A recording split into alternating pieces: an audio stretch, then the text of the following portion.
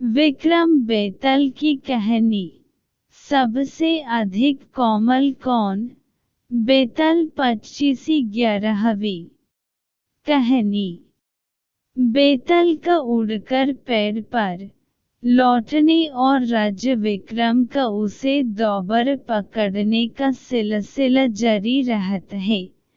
इस बार राजा विक्रमादित्य बेताल को फिर से पेड़ से उतर कर ले जाते हैं। रास्ते में बेताल राजा से कहता है, मार्ग बहुत बड़ा है, चलो मैं तुम्हें एक और कहानी सुनाता हूँ, इसे तुम ध्यान से सुनना। बेताल बताता है, एक समय की बात है, गौड़ नाम के देश में गुणशेखर राजा का राज हुआ करता था।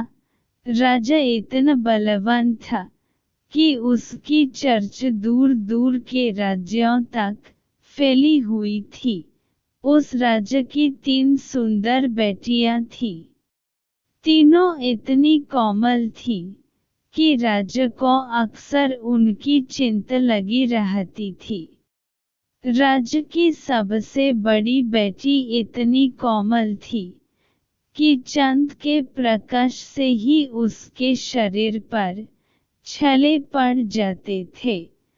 दूसरी बेटी को गुलाब के फूल जैसी नाजुक चीज के टकराने पर भी चोट लग जाती और खून बहने लगता था। तीसरी बेटी के कानों में किसी के चलने या कुछ कूटने की आवाज पहुंचते ही उसके हाथ पांव पर छाले पड़ जाते थे। हर कोई उनकी इस कोमलता के बारे में सुनकर हैरान रह जाता था। कई राजकुमार उनसे शादी भी करना चाहते थे, लेकिन उनकी कोमलता के बारे में जानकर पीछे हट जाते। राजा को उनकी शादी की चिंता सताने लगी। उन्हें लगने लगा कि इस कठोर संसार में उसकी कोमल बेटियां कैसे जी पाएंगी। तब राजा ने फैसला लिया कि वो सबसे पहली बेटी को हर दम छांव में ही रखेंगे, ताकि किसी तरह की रोशनी की वजह से उसके शरीर पर छाले न पड़े। राजा ने दूसरी बेटी को हल्के कपड़ों और गहनों के साथ ऐसी जगह रखने का फैसला किया जहां कोई भी चीज उससे न टकराए। राज ने तीसरी बेटी को ऐसी जगह रखा जहां किसी की भी आवाज न पहुंच पाए। इसी दौरान एक पड़ोस के राज्य का राजकुमार उनकी कोमलता के बारे में सुनने के बाद गौड़ देश पहुंच गया। उसने सबसे पहली राजकुमारी के चेहरे को गुलाब के फूल का स्पर्श कराया, जिससे राजकुमारी के चेहरे पर घाव के निशान बन गए। राजकुमार हैरान रह गया।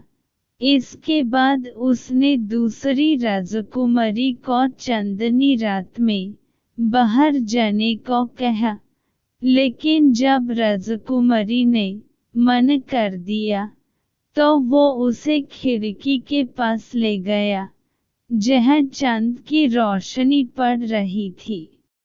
चांद की रोशनी राजकुमारी पर पड़ते ही उसके शरीर पर छाले पड़ गए। अगले दिन राजकुमार ने सभी लोगों से मसल कूटने के लिए कहा, जिसकी आवाज सुनकर सबसे छोटी राजकुमारी बेहोश हो गई। इतनी कहानी सुनकर बेताल एकदम चुप हो गया और राजा विक्रम से पूछा, महाराज ये बताइए कि इन तीनों राजकुमारियों में से सबसे अधिक सुकुमारी व कोमल कौन सी है? और राजकुमार कौन सी राजकुमारी से विवाह करेगा? सवाल सुनने के बाद भी राजा विक्रमादित्य ने कोई जवाब नहीं दिया। गुस्से में बेताल ने कहा, राजन, जवाब पता होने पर भी आप उत्तर नहीं देंगे तो मैं अपने तेज से आपका सिर धड़ से अलग कर दूंगा। इतना सुनने के कुछ देर बाद राजा बोले, तीसरी राजकुमारी सबसे अधिक सुकुमारी है, क्योंकि बिन कुछ किए ही उसके हाथ पैर पर छले पड़ रहे थे और वो बेहोश हो रही थी। वो सिर्फ तन से नहीं मन से भी कोमल है। इसी वजह से राजकुमार सबसे छोटी राजकुमारी से शादी करेगा। जवाब मिलते ही बेताल राजा विक्रम की पीठ से उड़कर फिर से पेड़ पर जाकर लटक जाता है और राजा उसके पीछे पीछे जंगल की ओर भागते हैं। कहानी से सीख, इंसान को अपना मन साफ रखना चाहिए। साफ मन वाले लोग दूसरों के दुख को पहचान लेते हैं।